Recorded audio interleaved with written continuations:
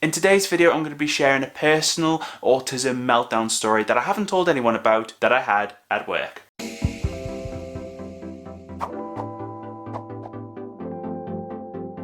Well, hello there, how you doing? I hope you're doing well, and if you're brand new to my channel, I talk about autism on a weekly basis from my own experiences. So if you like what you see, like what you hear, consider subscribing and hitting that notification bell so you don't miss out on anything. So that's right, I'm going to be talking about an autism meltdown I had at work. And this autism meltdown was the first meltdown I had at a place of work. For me personally, I don't like showing weaknesses or, vulnerability. So for me to have a meltdown at work, I felt embarrassed, I felt humiliated by it. So to kick the story off, it was May 2017.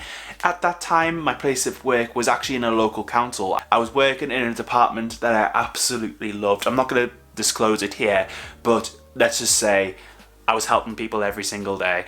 It was an absolutely fantastic role to be in. For an apprenticeship, it was a great apprenticeship. I couldn't have asked for any more, However, at that point in May 2017, things started to change because we were having a reshuffle. So people who were in my team, some of them would be going off to other teams, and then people from other teams would come into my team. But you might be thinking to yourself, why would that lead to a meltdown? Well, firstly, I don't like change generally. Like, I'm one of these people that really gets affected by change. So the fact that people were leaving that I've gotten to know over the last few months or so, it's kind of upsetting in that way because I'm not going to see these people as much, and I liked conversing with these people. But then there's the thing of these new people are going to come into this team, and I'll have to reintroduce myself and, get to find out more about them, which I don't mind doing, but it's the idea of not knowing what they're going to be like until they're actually in the role. But also on this specific day that I had this meltdown, I can't remember the day exactly, but it was very busy.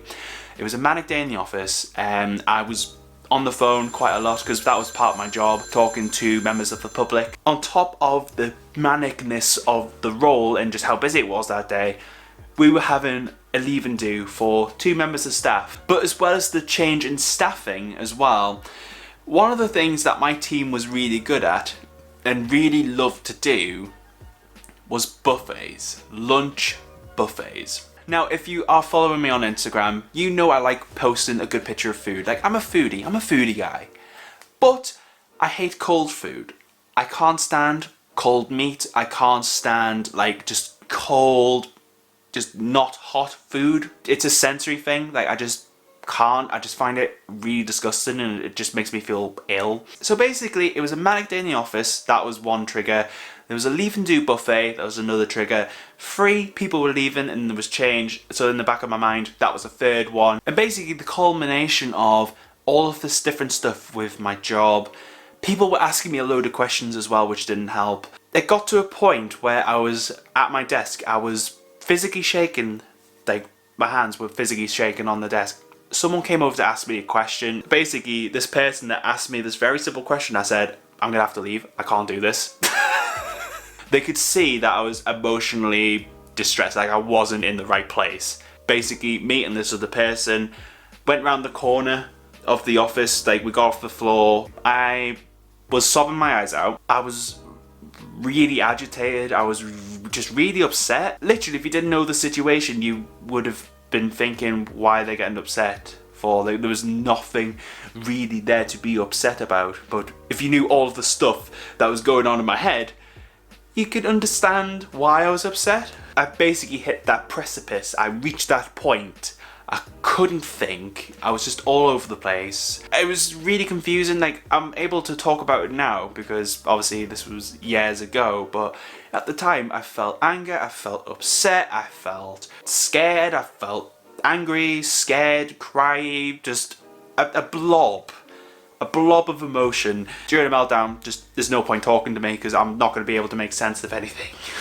That's just how bad this meltdown in particular was. I was scatterbrained. I had all of these emotions running through me, and it just took me forever to calm down. We disappeared for half an hour. I calmed down, and after I calmed down, I was barely able to function. I barely did anything. I did the bare minimum of what I needed to do because I just had reached such a low. I wasn't able to function to the level and the standard that I expect of myself. One of the reasons really why I was embarrassed and ashamed of that incident in particular is just because I had never had a meltdown like that in a very long time. I like to be professional when it comes to work and stuff like that. Like, I don't like to show vulnerability in myself, because for me, I feel like I've had to really work hard to get where I am, and for people to see my vulnerability, it just scares me. It really does. But here's the thing though, it's what you do afterwards.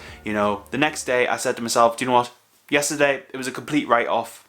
What about today? What can I do to improve things from yesterday? And I just said, you know what? I'm gonna go in there today, smash it, and do what I do best. Just because I had an autism meltdown at work doesn't stop me, then it shouldn't hinder what I do going forward. But just to say as well, if an autistic person has a meltdown, if you have a meltdown, it doesn't make you any less, it doesn't make you inferior, it doesn't make you weak either. But also just to say as well, don't beat yourself up about it. If a day's a write-off, I'll just say it's a write-off. Don't look back at it and just carry on forward, because it's what you gotta do. And with that, I hope you enjoyed this video. I hope you enjoyed me sharing this story. If you did, let me know down below by leaving a comment of some kind. If you've got any tips about autism meltdowns at all and you just want to add to the conversation, leave a comment down below. It'd be great to hear from you. But for now, if you enjoyed this video, hit that like button down below. Stay you, stay indie. I hope you have a great day, and I hope to see you next time.